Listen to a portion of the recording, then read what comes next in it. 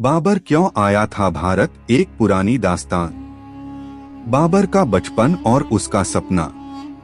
बात है 15वीं सदी की। फरगना, आज का उज़्बेकिस्तान इलाका, में एक सुल्तान पैदा हुआ था। उसका नाम था ज़हीरुद्दीन मोहम्मद बाबर। वह तैमूर और चंगेज खान दोनों का वंशज था। यानी उसके खून में एक तरफ तैमूर की सल्तनत संभालने की चालाकी थी और दूसरी तरफ चंगेज की बहादुरी। लेकिन हुजूर, फरगना की गद्दी कोई आसान चीज न थी।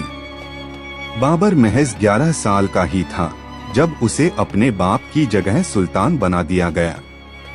सोचो, एक छोटा बच्चा और सामने दुश्मनों की पूरी दुनिया। उसकी आंखों में एक ही ख्वाब था, एक बड़ी सल्तनत बनाने का, जहां अमन भी हो और उसका नाम भी। उसके दिल में अक्सर ख्याल आता, क्या मैं भी तैमूर लंग की तरह कोई बड़ी सल्तनत कायम कर पाऊंगा। मगर वक्त ने उसकी राह आसान नहीं रखी। कभी समरकंद खो बैठता, कभी फिर जीत लेता और फिर से हार जाता।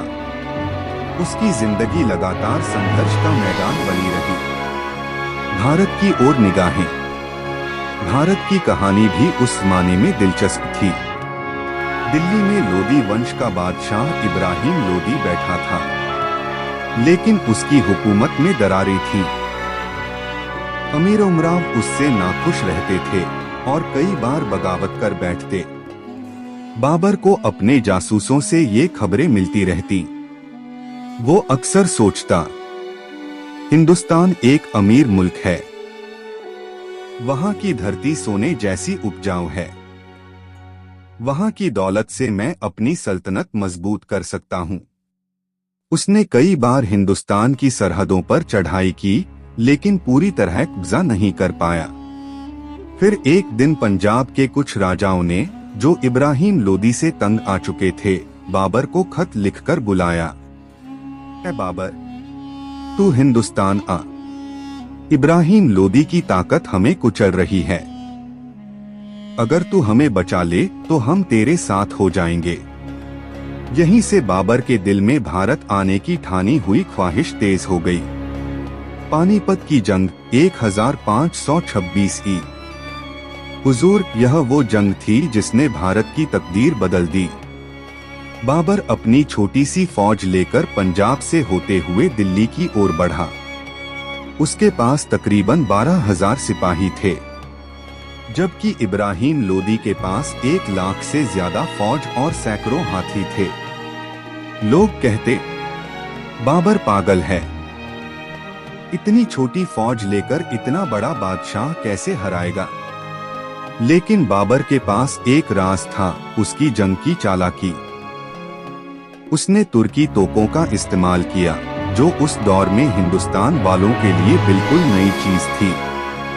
उसने अपनी फौज को लकड़ी की गाड़ियों और रस्सों से बांधकर एक किला जैसा बना दिया और फिर तोपें तैनात कर दी।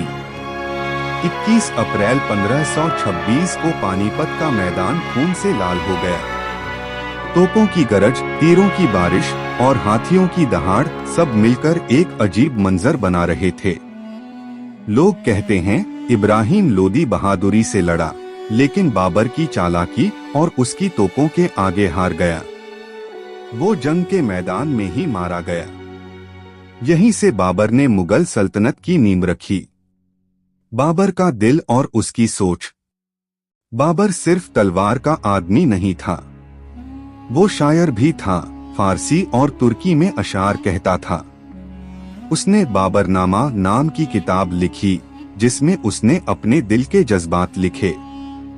एक जगह वो लिखता है, हिंदुस्तान की धरती अजीब है, यहाँ के लोग और उनकी जुबान हमारी जुबान से जुदा है, मगर ये मुल्क बहुत दौलतमंद और ताकतवर है। बाबर ने सिर्फ लड़ाई ही नहीं की, बल्कि बाग बगीचे भी बनवाए, कानून बनाए और लोगों को इंसाफ देने की कोशिश की। बाबर के भारत आने की कहानी हमें कई बातें सिखाती है। एक, सपनों के लिए मेहनत करनी पड़ती है। बाबर ने छोटी उम्र से लेकर आखिरी सांस तक जद्दोजहद की, कभी हार मानकर नहीं बैठा। दो, अक्ल और चालाकी ताकत से बड़ी होती है। पानीपत की जंग में उसने दिखा दिया कि दिमाग और नई तकनीक तोपें, हाथियों और लाखों सिपाहियों पर भारी पड़ सकती हैं। 3, सल्तनत सिर्फ तलवार से नहीं चलती। बाबर शायर भी था, इंसाफ पसंद भी। हुकूमत के लिए दिल और दिमाग दोनों चाहिए। 4, दुनिया में कुछ भी स्थायी नहीं। बाबर ने सल्तनत की नींव रखी, मगर आगे उसकी औलादों को भी कई मुश्किलें झेलनी पड़ी। बाबर की विरासत। बाबर का सफर एक छोटे से शहजादे से लेकर भारत के बादशाह बनने तक आसान न था, लेकिन उसने साबित कर दिया कि अगर इंसान अपने सपनों के पीछे डटा रहे तो मुश्किलें चाहे जितनी हो, कामयाबी जरूर मिलती है।